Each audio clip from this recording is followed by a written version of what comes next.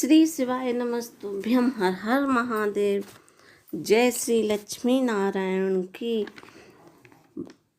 आज हम आपको मोहिनी एकादशी व्रत की संपूर्ण कथा सुनाने जा रहे हैं, तो आइए सुनते हैं।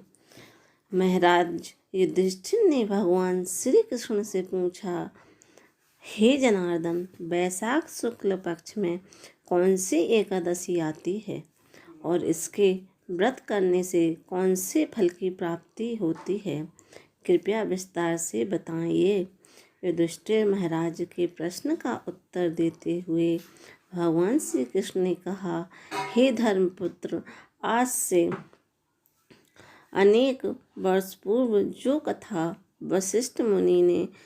कथा प्रभु रामचंद्र जी को सुनाई थी, उसी का मैं वर्णन करता हूँ, ध्यान पूर्वक सुनो। ये कहकर भगवान ने कथा कहना प्रारंभ किया।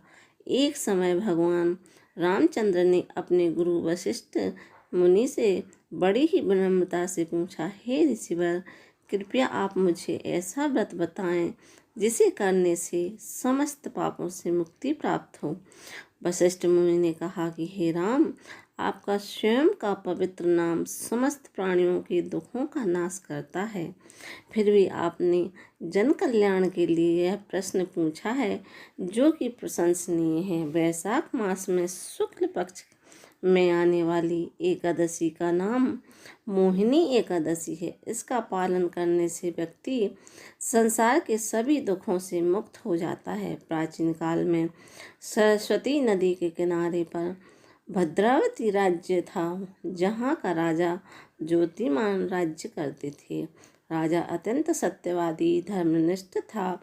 उनके राज्य में एक पुण्यवान वैष्णव धनपाल रहते थे। उन्होंने अनेक धर्मशाला, अस्पताल, प्याऊ, मंदिरों का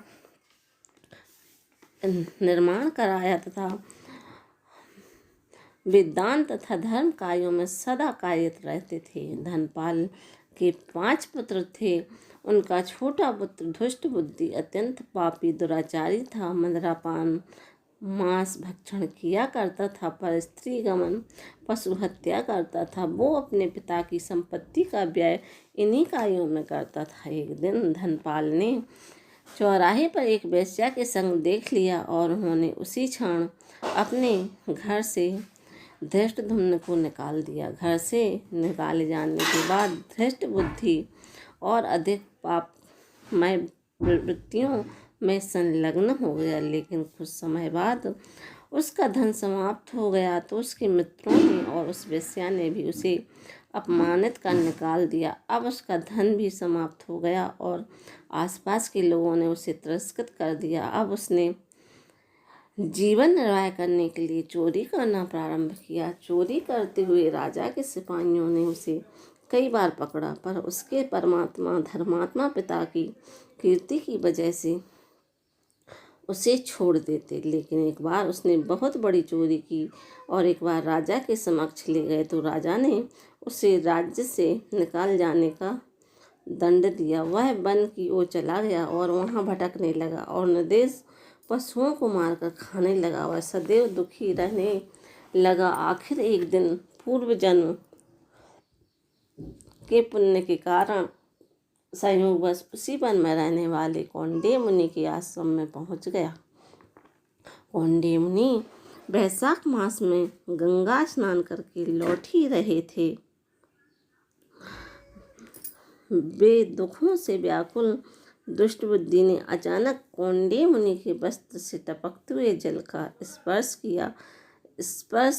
जल का स्पर्श होते ही उसने पूर्व जन्म के पुण्य का उदय हो गया। उसकी बुद्धि में सात्विकता का प्रवेश हुआ। उसने मुनि से हाथ जोड़कर पूछा, हे मुनिवर, मैं जघन्य पापी हूँ, दुराचारी हूँ, दुष्ट बुद्धि हूँ, मैं दुखों में डूबा हुआ हूँ।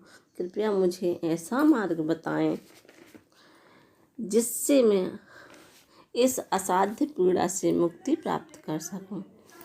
कौंडिन्य मुनि ने कहा कि मैं तुम्हें ऐसा व्रत बताता हूँ जो मेरु पर्वत से भी प्रचंड पापों से मुक्ति प्रदान करता है। ये व्रत है वैशाख मास के शुक्ल पक्ष में मोहिनी एकादशी का व्रत।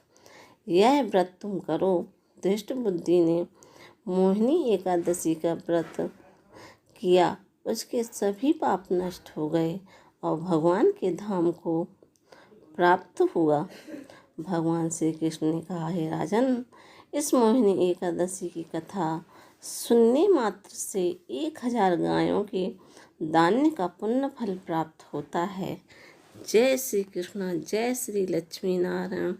ओम नमो भगवते वासुदेवाय नमः।